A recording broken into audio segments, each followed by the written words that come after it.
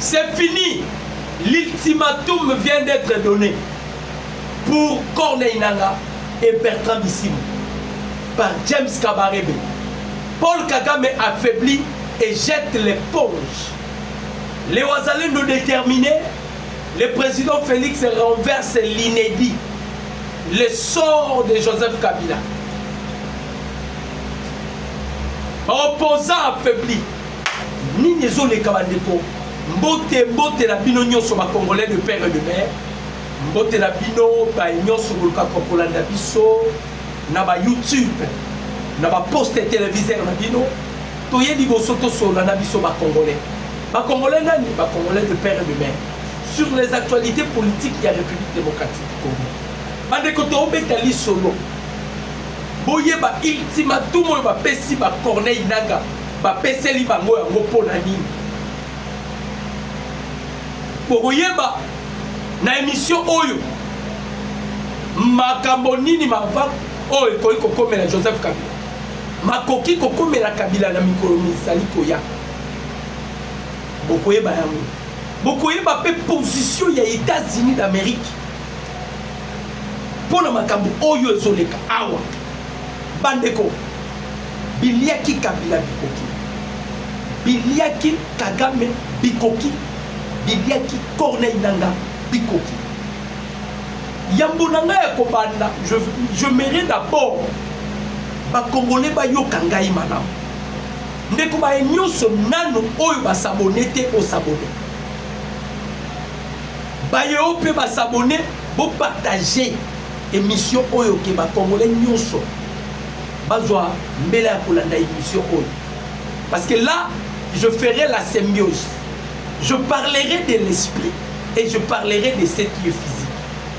Je mélangerai la politique actuelle avec la spiritualité, c'est-à-dire dans la vie. Bandeko ba Congolais. Est-ce que ba Congolais bozoaka kaya ko se poser question? Si vous allez dans les livres de jeunesse, mais yo ebisaka biso olobaka un vrai Congolais tobandela makambo un vrai Congolais po tokokai kobosana tozaba nalobaka même de fois un véritable Congolais oza censé koyeba état de santé ya mboka Congo elalaki ndenge nini Congo elamoki ndenge nini. Un véritable Congolais oza censé koyeba position actuelle ya mokonzi ya mboka. Le président Félix avait déjà décidé. Il avait juré sur la tombe de son père à Kozonga Simate que le Congo sera libéré. Maintenant, la zone de l'Oko Nabi dans le Congolais, on met toute la question. Allez un peu dans la Bible. Dans la Bible, la Bible, aucun Genèse chapitre 1er, verset 1er. Bazoloba, au commencement, Dieu créa les cieux et la terre. La terre était informe et vide. Voilà la Bible. Il y avait les ténèbres dans la surface de la Bible. Pardon. Il y avait les ténèbres à la surface de la Bible, oui. Et l'Esprit de Dieu se mouvait au-dessus des eaux. Quand même, je le maîtrise.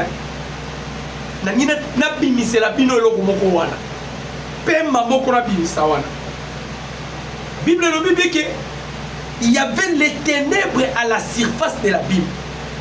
Et l'Esprit de Dieu se mouvait au-dessus des eaux. Ça, c'est dans la création. On doit se poser la question. Qui avait créé les ténèbres? Et qui avait créé l'eau? Parce qu'on dit, Dieu créa les cieux et la terre était informe et vide, et l'Esprit de Dieu, la terre était informe et vide. Il y avait les ténèbres à la surface de la Bible, c'est-à-dire Dieu a zoké la nzamba zoké la main. Dieu a remarqué qu'il y a eu le ténèbre.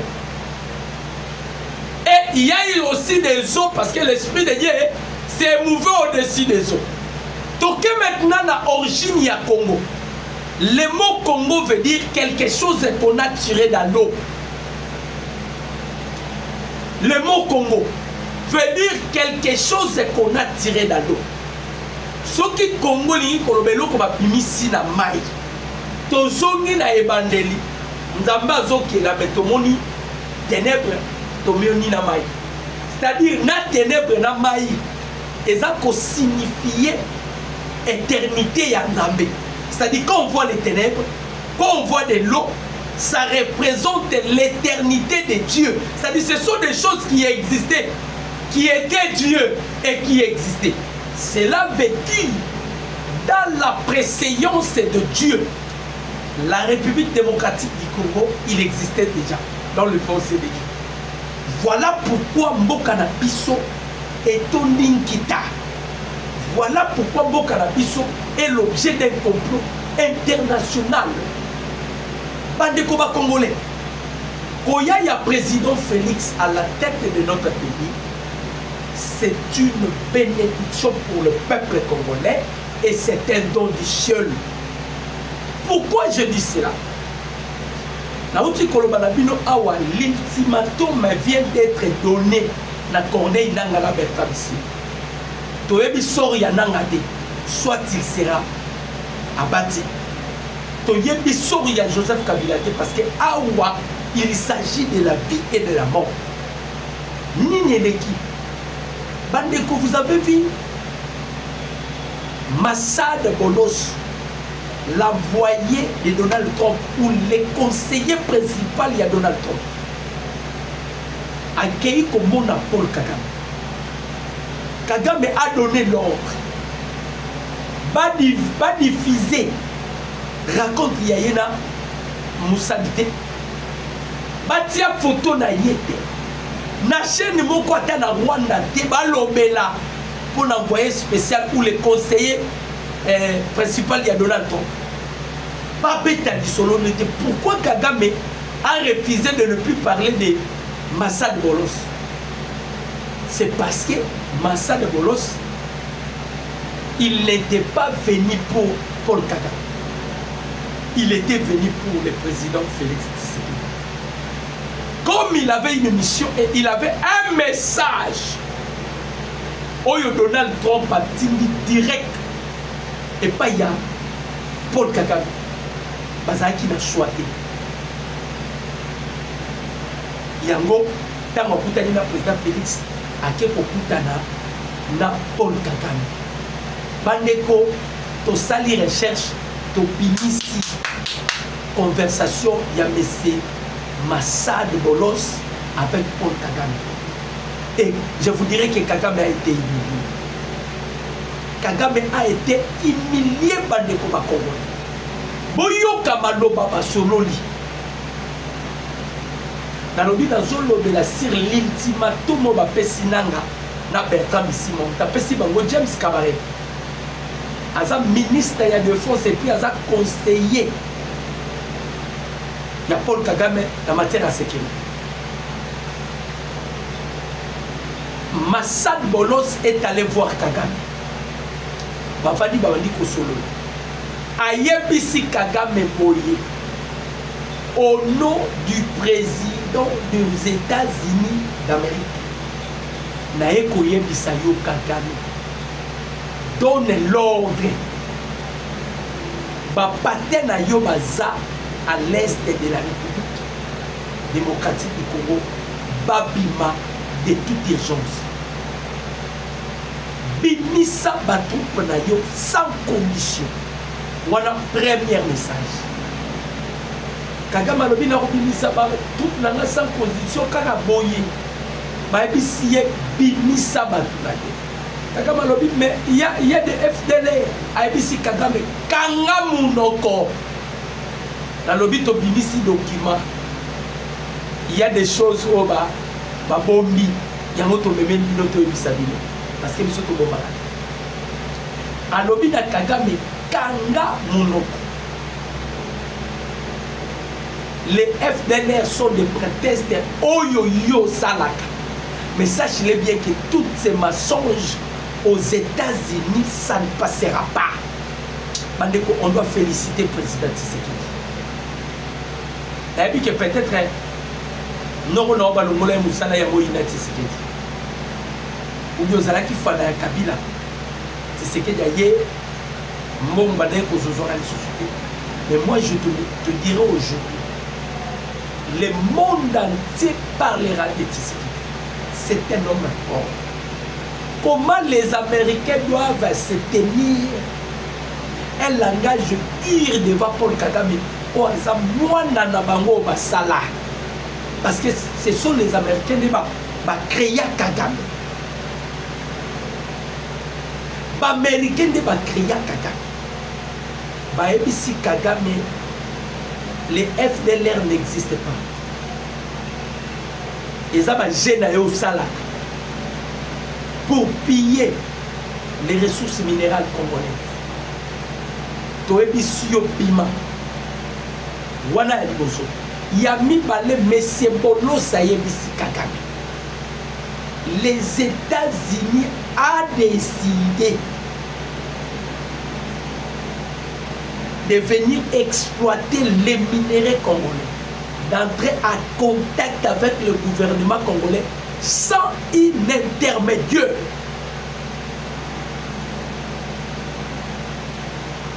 Alors, intermédiaire à Kozalate. Bade Kozala qui tire avec Paul Kagame. Yango Boboni. Passage ya Massad Bolos na Kigali et qui inaperçu. Les gens voient Moutovani na ndaku na yo. Moutoumora yego memela osangwali wake dans des jours aux okufa. J'espère que même tant Moutoana ko dibo bateka bimaki hein. Ovandi na mutabemeli au prophétie que nous avons dans des jours aux okufa. Moutoana na on peut ça maïté. Ko bimana epé au kipete. Parce que tu vas commencer à réfléchir. Que dois-je faire pour empêcher la mort? C'est de la même manière avec Paul Kagame. Mais c'est Massad Bolos a même là qui Paul Kagame message à Sengote. A même là Kagame message au Kagame il faut Kangabisaka Abima Sol Congolais.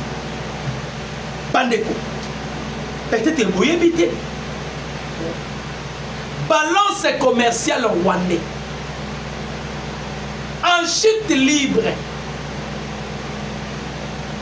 Quand on parle de la balance commerciale, on fait l'allusion na commerce, il y a exportation, na exportation, na importation, na exportation. Les effets d'entraînement du balance commercial rwandais impactaient même sous les francs rwandais. De dépression à dépression. Donc, chute libre à Kigali. Kagame coincé na niveau bandeko. Tangu ba yebisi Kagame, Monsieur Moussa Bolos. Abisi Kagame, c'est un ordre.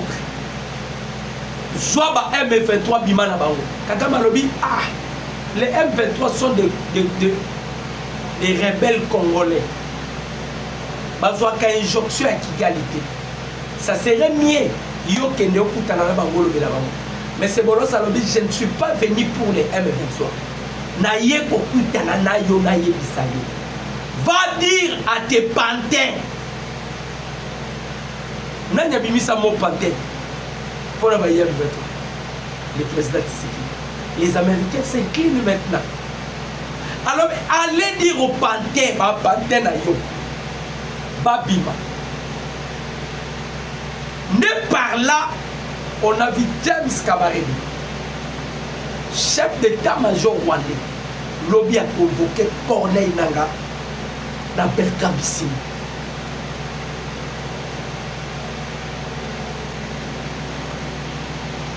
James Kabarebe, ministre de la Défense, conseiller en matière de sécurité à Paul Kagame.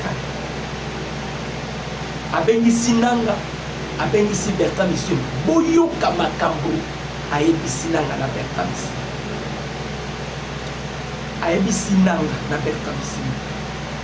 Depuis que le Rwanda est Rwanda, c'est la toute première fois que Rwanda subit pression diplomatique. depuis que Tshisekedi est venu au pouvoir. Si vous les Congolais, vous ne pouvez pas reconnaître la puissance et le pouvoir, il y a président Tshisekedi. Et ça, ils se passe. James Kabarebe, les hommes orgueillés. Alors, depuis que Tshisekedi est venu à la tête de la République démocratique du Congo, le Rwanda est peu manifesté. Tous eu pression. Ah, tous eu bisa le Rwanda, tous eu bisa James Kabarebe, tous eu bisa Corneille na Bertamis. Alors, ah, tous eu bisa c'est entre la vie et la mort. Nous sommes incapables de vous fournir des armes. Nous sommes incapables de vous fournir des munitions. D'ailleurs, ultimatum, nous devons retirer nos troupes. Pour retirer ma troupe là-dessus. Pour perdre ma soldat au Rwanda, depuis l'histoire du Rwanda, après le génocide. Degré de perdre ma soldat, Rwanda tika ko perdre ma soldat bongoté. Donc on ne doit plus continuer. Binoskofo boluka position na bino. Bandeko nanga osuka wana. Kabasele pa kosuka wapi bango bandeko zela nanga ya. Des députés corrompus, bokosuka wapi. Vous attendez l'arrivée de Corneille. Toyebi. Bonne aux Nanga Nanga ne viendra pas. Nanga en difficulté. Par là, vous allez directement comprendre. Sultan Makenga, là, vous comprenez que les seuls rebelles, c'est Sultan Makenga. Ils voulaient faire la rébellion, mais ne sont pas des rebelles. Qu'est-ce que Makenga veut dire? Sultan Makenga. Makenga, il a été interviewé par un Français. Makenga Lobi, Oyoyo, et ça, derrière Souka. Soit ça serait notre victoire, soit ça serait notre disparition. Et moi, je vous informe que les M23 vont disparaître. Ok. James Kabarebe Babeli Bangalobi, c'est du sérieux. Précieux, ça tellement ma casse. N'enge précieux à ma casse. Ce qui te s'entêter. Peut-être vous serez en vie. Hein? Le biseau vous allez m'avoir pour donc on doit récupérer pour retirer ma toute là-dessus. Mbongo pesade. Et surtout le bomi bango.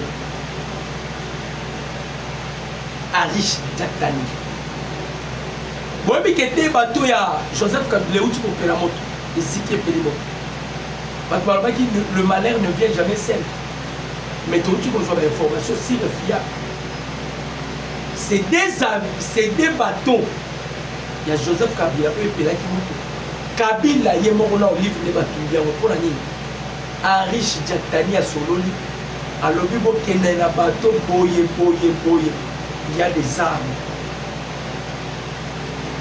Il y a des munitions. Pour qu'il y ait des armes et des munitions. Aussi c'est alors que Joseph Kabila, moi si d'ailleurs, Batumbi Babato pour effacer les indices. C'était pour effacer les indices. Place Nyoso ya ravitaillement ya bayo 23 Tokangi. Nanga sali po de poste à l'obiti c'est qu'il y a un akatamo nyokola. Peuple, c'est-à-dire la bombe que ça soit la Bukavu. Pourquoi? Parce que tous les distributeurs électroniques, Maman Kabedi, la Banque centrale, a bloqué. Kabedi a bloqué.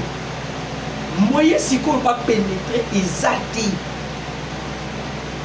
Ne pour mon inanga sali pour les personnes qui se regardent l'union pour la bateau, se regardent bien libéré mon côté, il n'a pas même souci, il y a peuple mongo zati. Quand tu me dis ça des millions de dollars pour empêcher le veni ou la veni il y a M. Bolos Massad. Tellement qu'ils ont misé beaucoup d'argent avec Joseph Kabila Papa c'est qui a mon bassango. Pas livré, pas binisi bon, mais à la fin de compte, mais c'est ma salle de l'eau, ça y est. Quand tu me dit, je ne peux pas continuer. Il y a un bongo. Oh, tout le monde a tout le monde qui s'effondre. Maintenant, dans la minute où il y a un quai de poisson, nous avons sauvé pour. Quand tu me dis tellement ça va être souple, pour moi, on a un autre signe de ski, il y a un coup de la présidente Félix. Parce que tout le monde dans la minute où vit déjà que les États-Unis ont petit ça. Les États-Unis ont petit ça. Alors, il y a un contact avec le gouvernement congolais pour l'exploitation des minéraux. Surtout dans la zone minière. Néomoni Basengi, M23, Nananga. Baba n'a déjà pour s'apprêter dans les barobima. On ne blague pas celui qui a l'onction. Même les Bakabila Batena qui compte était, il s'agissait de quelle époque? Bandeko. Awa vous sentir que Kabila, Olive Lembe, Nanga, Bertrand Bissimo, Bandeko, en débandade, surtout que les M23. Parce que là, il déjà va la place à Roquemite. Vous allez subir, soit vous acceptez démobilisation, cantonnement, soit vous serez frappé par la frappe chirurgicale. Parce que nous faisons déjà la carte pour se préparer. Comme on a compris que l'ennemi est déjà affaibli, on doit maintenant attaquer le plus côté pété-pété. Il faut attaquer le plus côté pété-pété.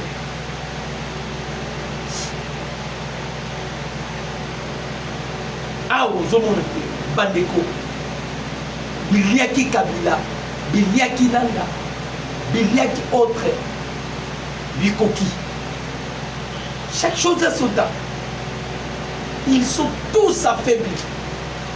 Kagame Ruta Kokero Maté à Tibika, James Kabaré le Kelo de là-bas. Maintenant, quel serait le sort de Corneille Nanga? Quel serait le sort de Joseph Kabila? Même Paul Kagame, il sera arrêté. Il sera arrêté. Makamouzani Nizana qui était pas de Congolais. Le président Félix a activé les derniers niveaux de la diplomatie. Et ces derniers niveaux, Bandeko, un tremblement de terre fait salir.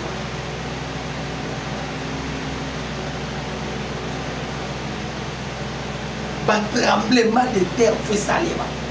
Parce que les chefs ont mis niveau à Souka. Kagame à côté. Les M23 va pas tête. Mais c'est Massad Bolo Salobi. Moi, je n'étais pas venu pour les M23. Ils ont été considérés comme des terroristes.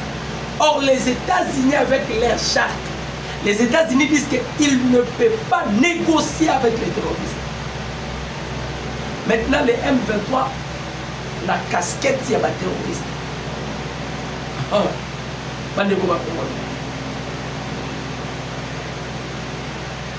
Pema. Les autres sont fiers de Colombie, la présidente Félix. Il a dépouillé Paul Kagame, Georges Soros, Mo Ibrahim, Clécor, Bill Gates, tout va déstabiliser Donald Trump. Ils sont récupérés par toi là, on les a tous affaiblis. Basango Bakende affaibli. Ils sont tous affaiblis. À cause de la diplomatie écrasante, il y a président Félix. Babeni Nanga, Babeni Bertrand Bissimo. Papa, vous allez vous préparer. L'Amérique a milliards de dollars pour l'exploitation de la minerai critique. et vous voulez faire la guerre dans la zone Amérique au géré. Vous blaguez avec les États-Unis. Tolobaki aux États-Unis, pas de quoi. Les intérêts des États-Unis qui priment. Et les Américains ne peuvent pas rater l'opportunité qu'il les a offerte par le président Félix pour Paul Kagame. Ils les ont écarté Kagame. Kende dit, on n'a plus besoin de vous. Bah écarté Kagame. Ndege ba écarté Kagame. Ndego Moni. James Kabaré va béni maintenant. Va partir dans Bango. Abibo s'est préparé. Kagame ne peut jamais faire face avec les Américains. Il ne peut en aucun jour faire face avec les Américains. Parce que, Bandeko, vous allez vous blaguer avec les Américains. Si Kagame, prépare-toi. Les États-Unis veulent maintenant collaborer direct. Les Américains veulent une collaboration directe avec le gouvernement congolais. Et ça va comme gauche et droite. Maintenant, comment vous allez maintenant faire la rébellion? Parce qu'avant de faire la rébellion, il faut un financement.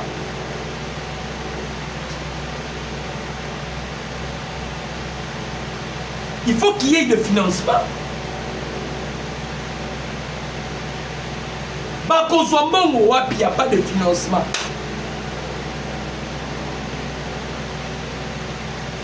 Les opérateurs économiques se retirent petit à petit dans Rwanda. Dans le pays Rwanda, Tikala Koviva, James Kabaré l'a dit. Il a témoigné. Depuis que Tshisekedi est au pouvoir, pression au Rwanda, Tikala Kozwate depuis Rwanda, Bandaki Rwanda. Oyo Américain, Rwanda pour le. Les Américains ne veulent plus parler du Rwanda. Les Américains ne veulent plus entendre parler du Rwanda.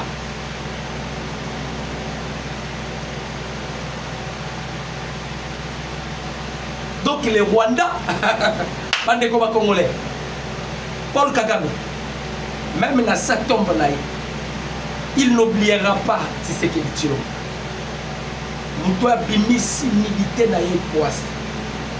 On a exposé la dignité de Kagame. Et là, Kagame a sengaki na Qatar na doya. Oh, avant que je retire Batunangai, moi bisa Tshisekedi atanga le sous-combat Rwanda te partout. Parce qu'à salir déjà imaginer. Partout à son Kénéka Rwanda. Nazali sous la confiance à Batunangai. Moi bisa Tshisekedi atika. Mouya ya bandi.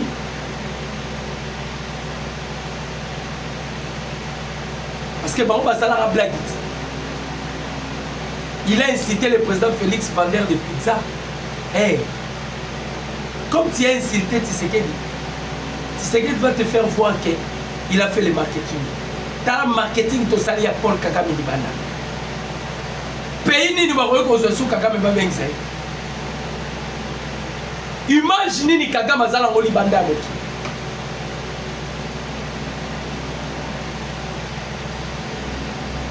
Toebisaki Kagame. Kagame Tika. Kagame Lolendo. Tshisekedi a bien face à la petite guerre ici. Mais aujourd'hui, les langages changent. Les langages changent. Ils ont blagué avec le président. Ils ont sous-estimé la diplomatie. Bah, se rendra compte qu'un jour le Rwanda subira ça. Il n'y a pas des investisseurs. L'économie par terre.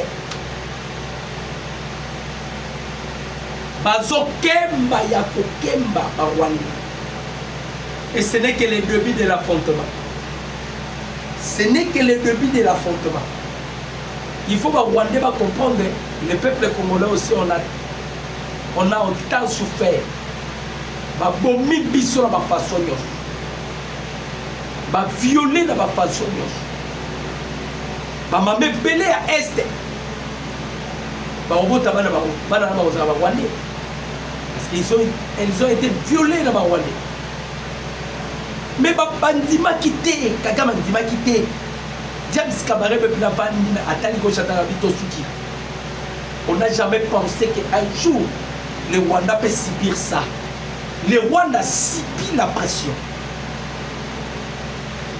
tout le bali sous nini maintenant ndenge babengisi nanga na Bertrand Bisimwa yo Joseph Kabila ofanda kabasele yo ngai ko région de Corneille nanga on no suka nanga depo lo bakisanga na kisanga ba américain baketa base na ba okula Walikali t'ont récupéré Walungu t'ont récupéré Massissi Centre t'ont récupéré maintenant sors la bango Zawa mon numéro c'est plus 43 89 63 95 965 mon numéro c'est plus 43 89 63 95 965 Nzamba lola pambola bino merci